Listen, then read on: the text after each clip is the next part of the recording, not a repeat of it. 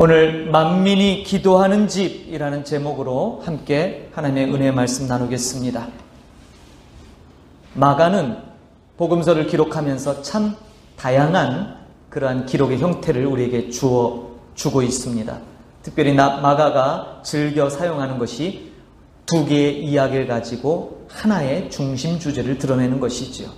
오늘 본문은 12절에서 14절까지는 무화과 나무를 저주하는 내용이 나오고 15절에서 17절까지는 예수님께서 성전에 들어가셔서 이름하여 성전을 깨끗게 하셨던, 성전을 정화시켰다라고 일컫는 성전 정화 기사가 나옵니다.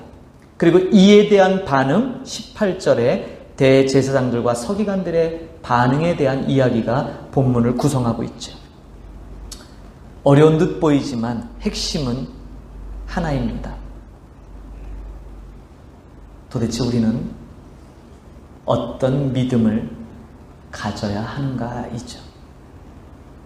어떤 믿음을 가져야 되는가? 오늘 본문 우리가 읽지는 않았지만 본문 뒤에 이어지는 부분을 보면 믿음이 무엇인지 예수님이 장면하는 말씀하시는 장면이 22절에 23절에 등장하죠.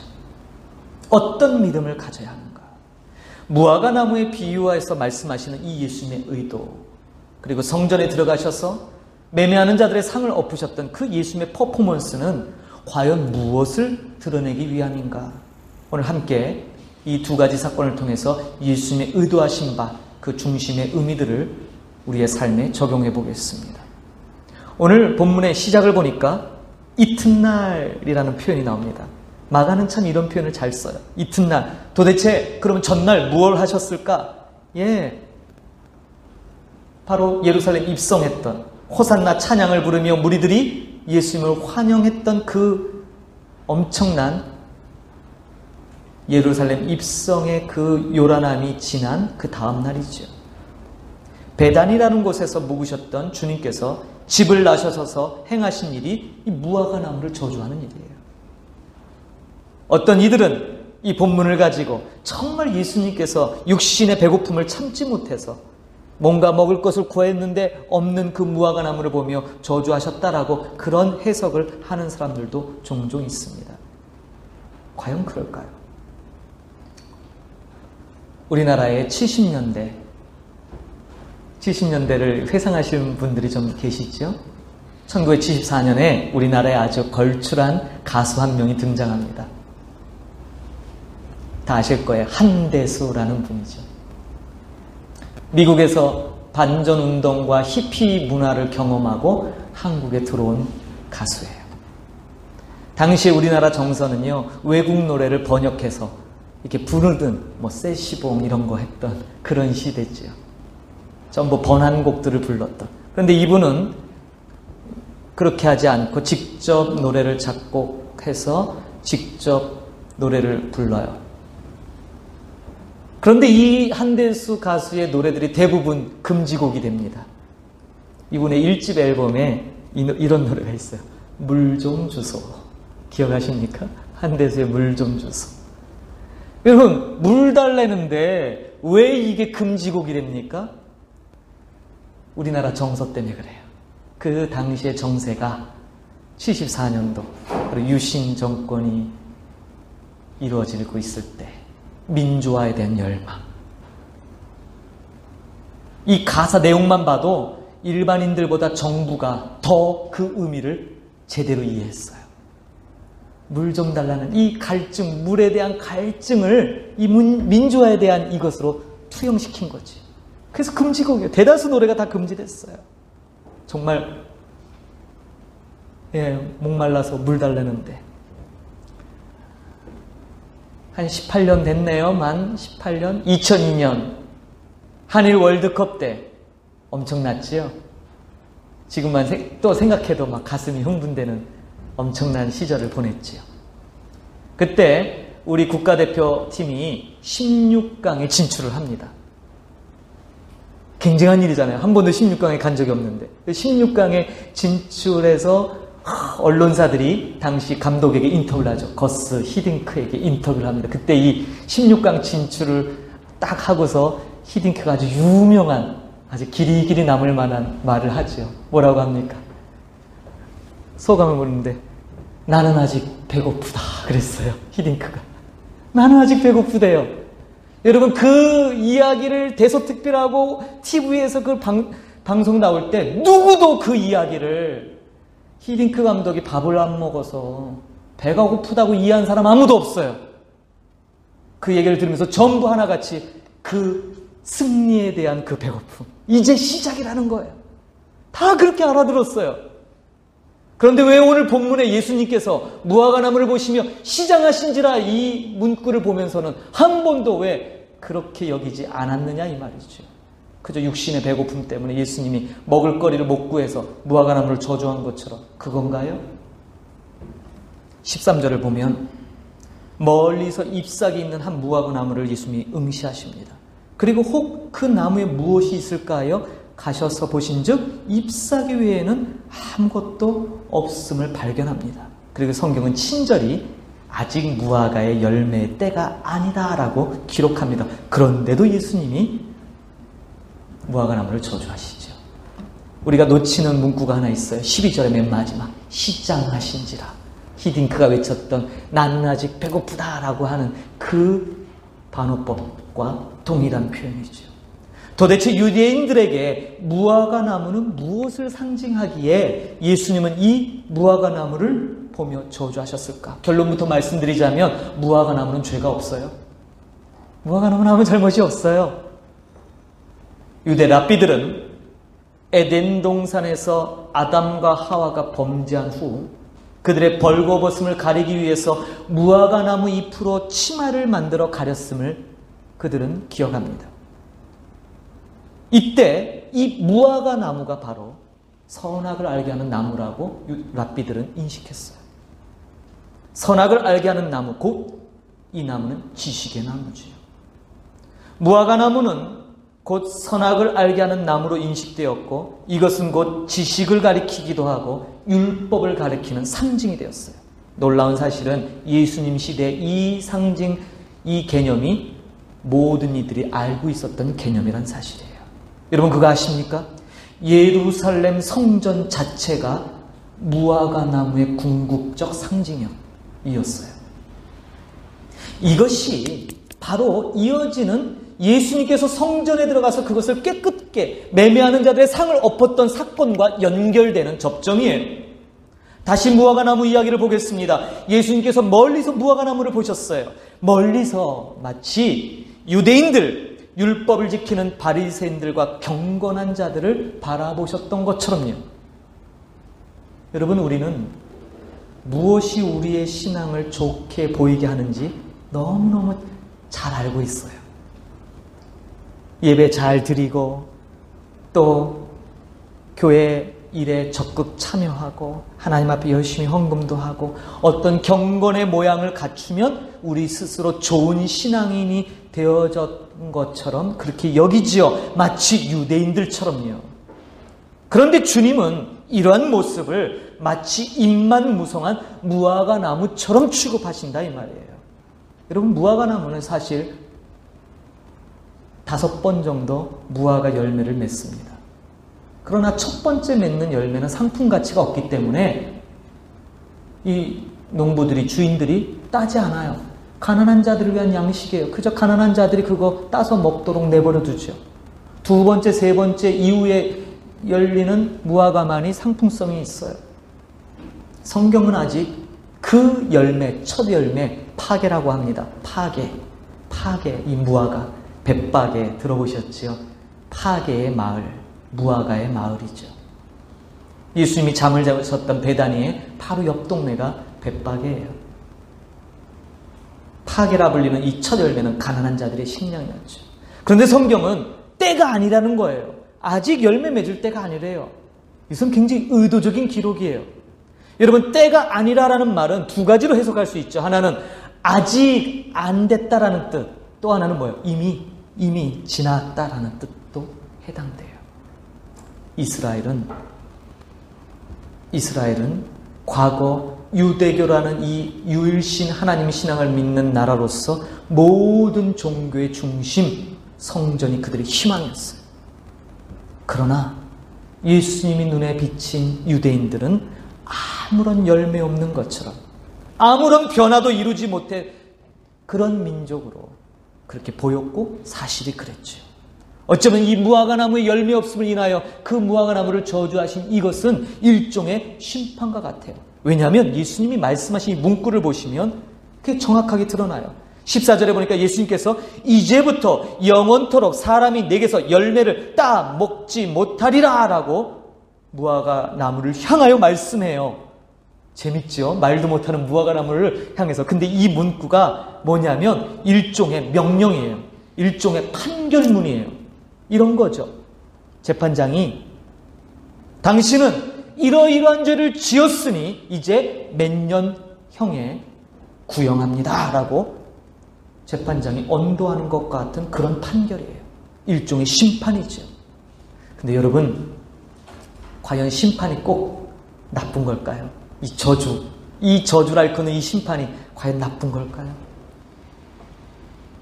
심판을 지나면 새로운 기회가 주어지죠. 과거 그들의 조상들이 나라를 잃어버리고 바벨론의 포로로 끌려가서 그들이 철저하게 죗값을 치렀던 바벨론 포로기를 보냈어요. 그 이후에 그들은 다시금 약속의 땅으로 돌아와서 모든 것을 회복하죠. 예수님은 무화과나무를 저주하신 후에 바로 이어서 성전에 들어가십니다. 그리고 성전에서 매매하는 자들의 그 모든 상을 엎으시고 그들을 내쫓아요. 여러분, 성전은 어떤 곳일까요? 성전은 이 유대인들에게 삶의 중심이자 그들의 전부나 다름없어요. 그러나 본연의 성전의 기능은 무엇입니까? 희생제물을 드리는 곳이에요.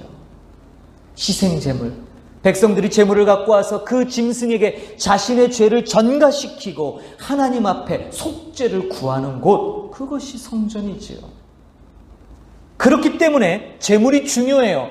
전에도 말씀드렸듯이 제물의 제일 된 조건, 가장 중요한 조건은 흠 없는 것이어야 돼요. 그런데 이런저런 이유로 백성들이 가지고 오는 이 제물들은 제사에 적합하지 않았어요.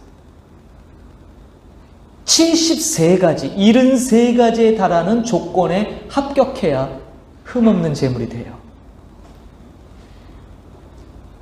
이런 배경하에 레위인들과 제사장 집단들이 관여한 제물을 파는 이런 매매가 이루어지는 배경이 돼요. 환전상들, 돈 바꾸는 자들, 왜요? 당시에 통용되는 모든 화폐, 동전은 로마의 황제 초상이 그려져 있죠. 그러나 그들은 세겔, 그들의 마카비 혁명을 통해서 승리를 상징했던 그 석류가 그려져 있는 그 동전 세겔, 그것으로 돈을 바꿔야 돼요. 성전세를 내야 돼요. 자연스럽게 모든 성전에 환전하는 것으로부터 생겨나는 이러한 시스템을 구축합니다. 이 모든 시스템은 바로 성전에서 제사를 드리기 위함이었습니다. 그런데 예수님이 지금 성전에서 그 매매하는 것들을 금지시켜요. 무슨 말입니까? 예수님은 지금 성전에서 드려지는 희생제사를 드리지 못하도록 막고 계신 거예요. 중지시키신 거예요. 왜 그러셨을까요? 그것은 바로 예수님께서 친히 희생제물이 되시기 때문이에요. 이제 눈에 보이는 성전에서 짐승 가져다가 그 희생제물로 드리는 제사가 아닌 예수님 자신이 희생제물이 돼서 단번에 드려지는 제사를 만들기 위함이죠.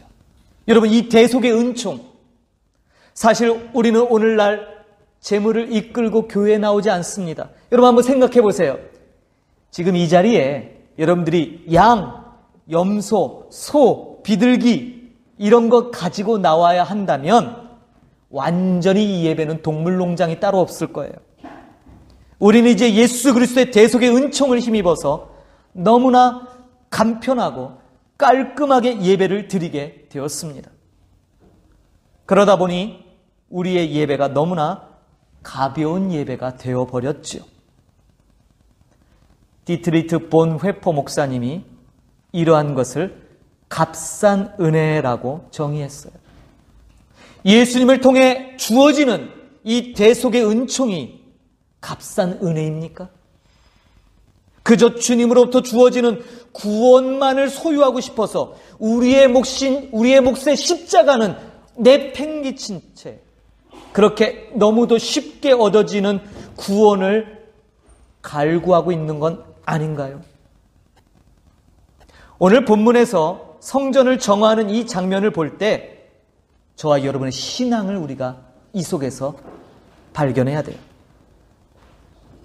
예수님은 만민이 기도하는 집을 강도의 소굴로 만들었다고 질책하십니다. 도대체 강도는 누구인가요? 우리가 이해하는 것처럼 제사장들과 서기관들이 성전에서 매매하는 시스템을 만들었기 때문에 그들을 강도라고 여깁니다. 맞아요. 그들이 강도예요. 그러나 당시 이 유대에서 강도라고 일컫는 이들이 또 있었어요. 누굴까요? 바로 로마에 항거하며 혁명을 일으켰던 혁명가들, 이들도 강도예요. 정치적 세력을 결집해서 로마의 압제로부터 벗어나려고 민족운동을 했던 이들도 강도라 칭함받았어요. 예수님 십자가에 못 박히셨던 양편에 있었던 그 강도, 바로 그들이에요. 십자가상의 그 두 강도도 그런 부류의 사람들이었죠. 강도의 소굴은 바로 정치적으로 폭력적인 방법으로 그들이 직면한 문제들을 해결하려고 하는 것, 그런 것들을 뜻할 수 있을 거예요.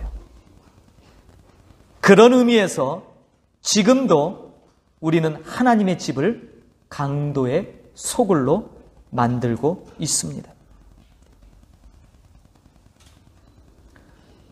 여러분, 사회윤리, 신앙윤리, 이 사이에서 우리가 지금 방황하고 있잖아요. 예수님 말씀하신 만민이 기도하는 집, 그 만민이 기도하는 집을 강도의 소굴로 만든 것이 누구냐 이 말이에요. 오늘 이 예수님의 해석은 너무나 파격적이었어요. 예수님이 보여주신 이 두 가지 퍼포먼스의 의미를 이해하시겠어요? 무화과나무를 통해 저주하시고 성전에 들어가셔서 그 매매하는 자들의 모든 상을 엎으시며 나의 집은 만민이 기도하는 집이다. 그런데 이런 집을 강도의 소굴로 만들었다. 여러분, 이방인들은 성전에 들어가지 못합니다. 이방인의 뜰이라고 일컫는 그곳에서 그저 성전을 바라볼 뿐이에요. 이스라엘 여자들은 여인의 뜰에서만 성전을 바라보며 은혜를 구했어요. 그런데 성전은 모든 이가 차별 없이 들어가야 하는 곳이에요. 그렇지만 사람들이 만들어 놓은 당시 예수님 시대에 그 쌓아 올렸던 그 엄청난 예루살렘 성전은요, 철저한 차별 시스템이에요. 수많은 계단들이 있고요, 각 구역마다 들어갈 수 있는 사람들이 제한됐어요. 예수님은 그러한 모든 것을 지금 다 철폐하고 계세요. 어느 정도까지냐면 종국에는 지성소를 가렸던 휘장까지도 걷어버리셨어요. 예수님이 십자가에서 운명하셨을 때 휘장이 위로부터 아래까지 반이 쫙 갈라져서 지성소가 오픈되었죠. 제가 성경 공부하면서 늘 얘기하지만 휘장의 두께, 이게 오늘날 우리가 커튼처럼 그렇게 가볍지 않습니다. 1트파임, 손바닥 두께예요. 여러분들, 손바닥 두께면 한 2cm 정도 되나 보다. 아니요, 유대인들의 셈법은 달라요. 손바닥이라 함은 손가락을 제외한 여기서부터 여기까지의 이 두께가 1트파임이에요. 성전의 휘장이 1트파임이었어요. 사람의 힘으로, 인력의 힘으로는 도저히 찢을 수 없는 그 경계막, 그 차별의 상징, 누구도 함부로 하나님이 계신 그 지성소 임재의 자리에 나갈 수 없다라고 선언했던 그 막힘, 에덴 동산의 그룹 천사, 예수님 십자가에 운명하실 때 하나님께서 친히 걷어버리셨어요. 찢어버리셨어요.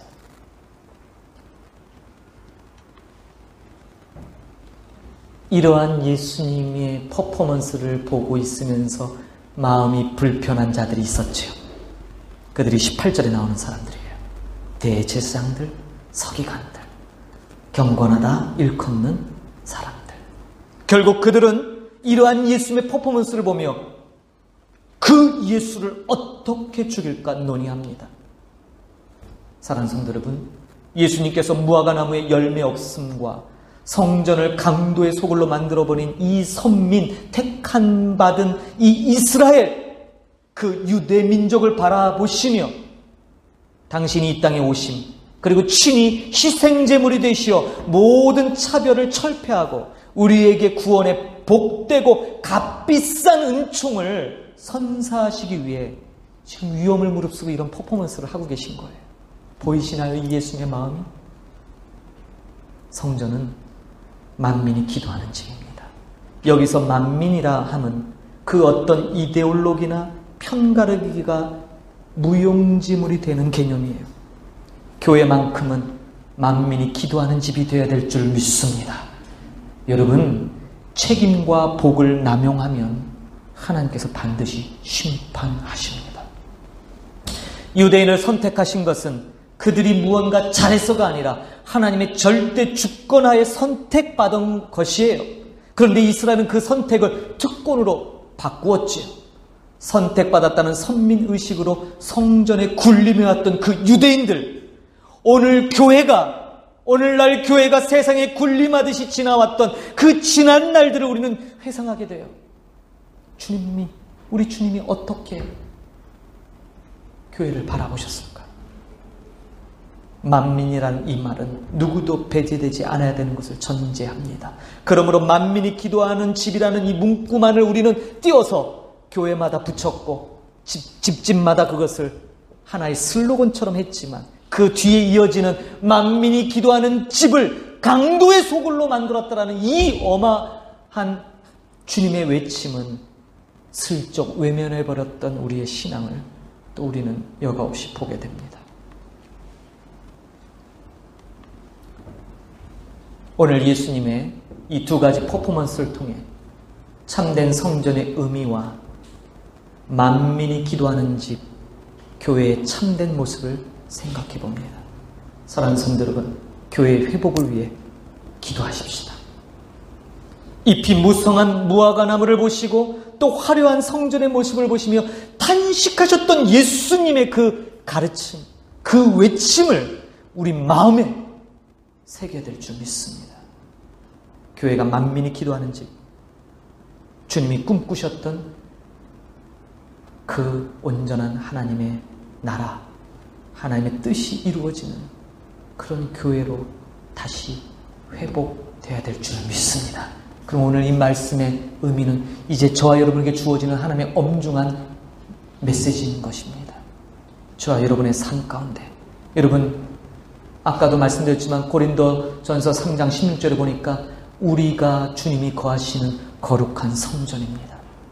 여러분 한 분 한 분이 여러분의 삶 가운데서 바로 예수님이 보여주셨던 이 참된 예배, 참된 성전의 의미를 되새기며 살아가지 않는다면 교회는 희망이 없는 거예요. 그것은 다 무너지고 불타서 없어져야 될 그러한 보이는 건물에 지나지 않을 거예요. 그러므로 여러분의 삶 가운데 참된 교회가 회복되기를 축복합니다. 여러분의 삶 가운데 주님의 능력으로 그 열매 없음을 보시고 그 화려한 성전의 모습을 보시며 그 모든 시스템을 중단하고 내가 진정한 희생제물로 참다운 예배를 만들겠다고 외치셨던 그 주님의 모습을 여러분 마음에 새기십시오. 이 한 주간 그 의미를 가지고 교회를 향하여, 세상을 향하여 여러분의 삶 가운데 주님의 나라와 뜻을 이루는 저와 여러분이 되기를 소망합니다. 오늘 그래서 결단 찬양은 내가 만민 중에, 그 시편의 그 위대했던 가사, 내가 만민 중에 모든 만민 가운데 주의 영광이 드러나기를 소망합니다. 우리 소망하면서 예수님이 보여주셨던 그 퍼포먼스의 그 의미들을 마음에 새기며 이 찬양으로 우리의 신앙 결단하겠습니다. 다 같이 일어나셔서 찬양합니다.